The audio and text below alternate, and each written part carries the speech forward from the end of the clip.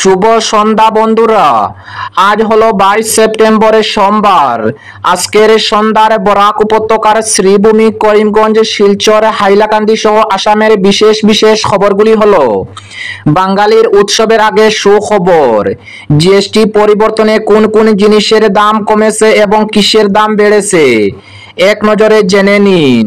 বিস্তারিত থাকবে প্রতিবেদনে। উৎসবের মেজাজে বিটিসির নির্বাচনের ভোট গ্রহণ। ত্রিপুরার সোনামুড়া থেকে অসমের যুবক আটক, উদ্ধার করা হয়েছে ব্যাগ ভর্তি গাঁজা। আসামের সরকারি চাকরিজীবী কর্মচারীদের জন্য সুখবর। বাঙালির দুর্গাপূজা উপলক্ষে আগামীকাল অগ্রিম বেতন প্রদান করা হবে, জানালেন আসামের মুখ্যমন্ত্রী হিমন্ত বিশ্ব শর্মা। প্রধানমন্ত্রী পদে বিজেপি থেকে মোদি প্রার্থী থাকবেন, জানালেন কেন্দ্রীয় প্রতিরক্ষা মন্ত্রী রাজনাথ সিং। বিহারের পর রাজ্যে বিশেষ পরিবর্তনের জন্য প্রস্তুত থাকার নির্দেশ নির্বাচন কমিশনের। মিজোরামে মাদকের রমরমা কারবার, 100 কোটি টাকার মাদক উদ্ধার করল পুলিশ।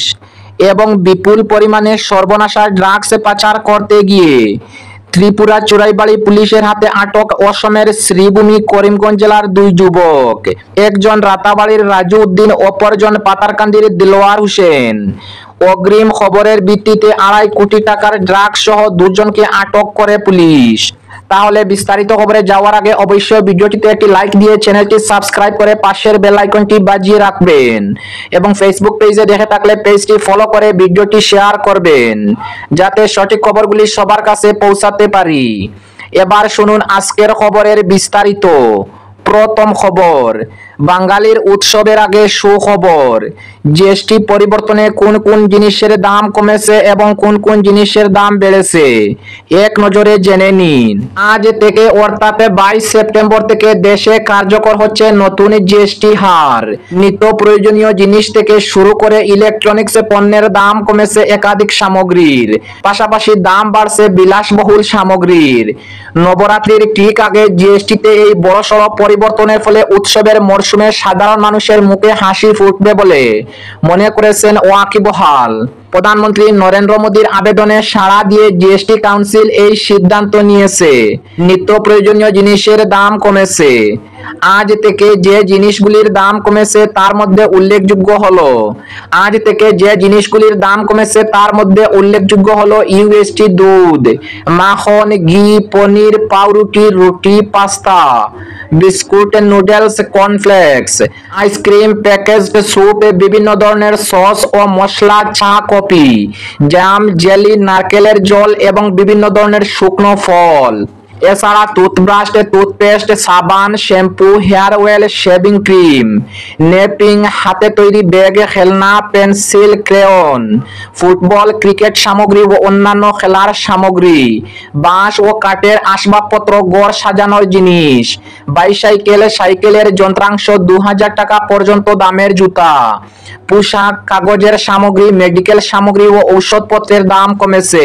বাড়ির জন্য প্রয়োজনীয় ইলেকট্রনিক সামগ্রী যেমন refrigerator, washing machine, television set, AC, microwave oven, সেলাই machine, vacuum cleaner, mixer, juicer, hair dryer ও অন্যান্য ইলেকট্রনিক সামগ্রীর দাম কমেছে। পাশাপাশি সিমেন্ট, জুট, চালের গুঁড়ো, জিপসাম, তুলার ডাটা এবং সিরামিকের বিল্ডিং সামগ্রীর দাম কমেছে। যন্ত্রাংশের মধ্যে টায়ার এবং গাড়ির যন্ত্রাংশের দামও কমেছে। অন্যদিকে তবলা, মৃদঙ্গম, সেতার, বীণা, বাঁশি এবং সানাইয়ের মতো বাদ্যযন্ত্রের উপরও করের হার কমছে বিভিন্ন গাড়ির দামও। অপরদিকে উৎসবের মেজাজে বিটিসির নির্বাচনের ভোট গ্রহণ। আজ সোমবার সকাল 7:30 থেকে উৎসবের মেজাজে চলছে বড়োল্যান্ড টেরিটোরিয়াল রিজন বিটিআর অন্তর্গত বড়োল্যান্ড টেরিটোরিয়াল কাউন্সিল বিটিসির নির্বাচনের ভোট গ্রহণ। বিটিআর এর অন্তর্গত 5 জেলা যথাক্রমে কোকরাঝাড়, চিরাং, বাক্সা, তামুলপুর এবং ওদালগুড়ি। এই জেলা থেকে প্রাপ্ত খবরে জানা গেছে, ভোট গ্রহণের বহু আগে থেকে বিপুল সংখ্যক ভোটার তাদের নিজস্ব বুথে দীর্ঘ লাইন দাঁড়িয়েছিলেন।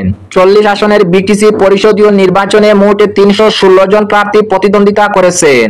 তাদের মধ্যে কোকরাঝাড়ে সর্বোচ্চ 100, উদালগুড়িতে 68, চিরাঙ্গে 56, বাক্সায় 52, তাদের মধ্যে কোকরাঝাড়ে সর্বোচ্চ 100 জন, ওদালগুড়িতে 68 জন, চিরাঙ্গে 56 জন, বাক্সায় 52 এবং তামুলপুরে 40 জন প্রার্থী রয়েছেন ভোটের ময়দানে। সুষ্ঠু ভোট গ্রহণ নিশ্চিত করতে 3359টি ভোট কেন্দ্র স্থাপন করা হয়েছে। সমগ্র অঞ্চলকে কড়া নিরাপত্তার আওতায় রাখা হয়েছে। শৃঙ্খলা বজায় রাখতে এবং সুষ্ঠু ভোট গ্রহণ নিশ্চিত করতে সংবেদনশীল এলাকায় অতিরিক্ত বাহিনী মোতায়েন করেছে জেলা প্রশাসন। অপরদিকে ত্রিপুরার সোনামুড়া থেকে অসমের যুবক আটক, উদ্ধার করা হয়েছে ব্যাগ ভর্তি গাঁজা। গোপন খবরের ভিত্তিতে বড়সড় সাফল্য পেল সোনামুড়া থানার পুলিশ। রবিবার সোনামুড়া মোটর স্ট্যান্ড এলাকা থেকে এক যুবককে আটক করেছে পুলিশ। ধৃত যুবকের নাম আব্দুর রব, বয়স 27, বাড়ি অসমে। পুলিশ সূত্রে জানা গেছে, গোপন খবর ছিল যে সোনামুড়া এলাকায় এক নেশা কারবারি ঘোরাফেরা করেছে এবং তার কাছে প্রচুর পরিমাণে নেশাজাতীয় সামগ্রী রয়েছে। এরপর সোনামুড়া থানার পুলিশ তৎপর হয়ে ওঠে এবং মোটর স্ট্যান্ড এলাকা থেকে সন্দেহভাজন ওই যুবককে আটক করে তার কাছ থেকে একটি ব্যাগে ভর্তি গাঁজা উদ্ধার করা হয়। ধৃতকে পুলিশ হেফাজতে নিয়ে জিজ্ঞাসাবাদ শুরু করেছে। প্রাথমিক তদন্তে অনুমান করা হচ্ছে এর সঙ্গে আরো বেশ কয়েকজন জড়িত থাকতে পারে। পুলিশের পক্ষ থেকে জানানো হয়েছে, জিজ্ঞাসাবাদের মাধ্যমে পুরো চক্রের খোঁজ বের করার চেষ্টা করেছে পুলিশ। অপরদিকে আসামের সরকারি চাকরিজীবী কর্মচারীদের জন্য সুখবর। বাঙালির দুর্গাপূজা উপলক্ষে আগামীকাল অগ্রিম বেতন প্রদান করা হবে, জানালেন মুখ্যমন্ত্রী হিমন্ত বিশ্ব শর্মা।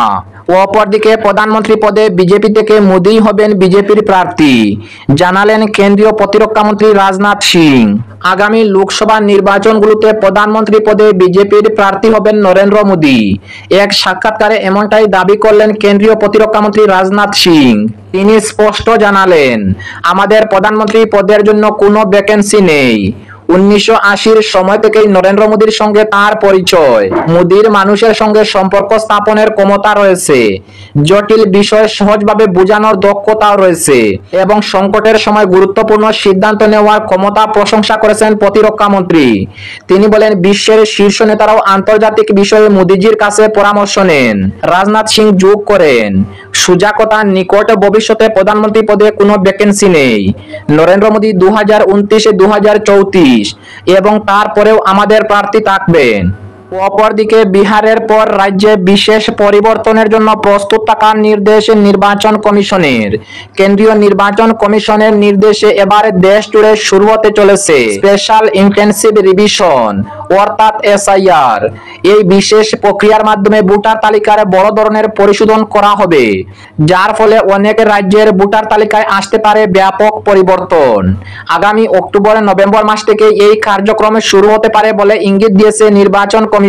এই প্রক্রিয়া সম্পন্ন করতে 30 সেপ্টেম্বরের মধ্যে রাজ্যকে প্রস্তুত থাকার নির্দেশ দেওয়া হয়েছে। বেশ কিছু সরকারি সূত্র অনুযায়ী সম্প্রতি রাজ্য নির্বাচনী অফিসারের সঙ্গে বৈঠক করে নির্বাচন কমিশনের শীর্ষ নেতৃত্বরা এই বিষয়ে চূড়ান্ত প্রস্তুতি নিতে বলেছে। এই মাসের মধ্যেই SIR কার্যক্রম শুরু করার জন্য প্রয়োজনীয় ব্যবস্থা নেওয়ার নির্দেশ দেওয়া হয়েছে। কর্মকর্তারা জানিয়েছেন, আগামী 10 থেকে 15 দিনের মধ্যে এই প্রক্রিয়া শুরু হতে পারে। নির্বাচন কমিশনের মূল লক্ষ্য হলো ভোটার তালিকায় থাকা বিদেশি বা অবৈধ অধিবাসীদের চিহ্নিত করা এবং তাদের নাম বাদ দেওয়া। বিশেষ করে বাংলাদেশ ও মায়ানমার থেকে আসা অবৈধ অধিবাসীদের বিরুদ্ধে বিভিন্ন রাজ্যে চলা এই অভিযানের পর এই পদক্ষেপকে অত্যন্ত তাৎপর্যপূর্ণ বলে মনে করা হচ্ছে। বিহারে 2003 সালের ভোটার তালিকাকে ভিত্তি করে SIR কার্যক্রম শুরু হয়েছে। বেশিরভাগ রাজ্যে 2002 থেকে 2004 সালের মধ্যে SIR সম্পন্ন হয়েছিল। এখন সেই পুরনো তালিকার সঙ্গে বর্তমান ভোটারদের তথ্য মিলিয়ে দেখার কাজ প্রায় শেষ পর্যায়ে।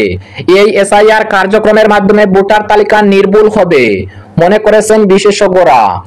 এই ধরনের উদ্যোগ শুধু ভোটের স্বচ্ছতা বাড়ায় না, বরং দেশের নাগরিকত্বের সঠিক রেকর্ড বজায় রাখতে সাহায্য করে।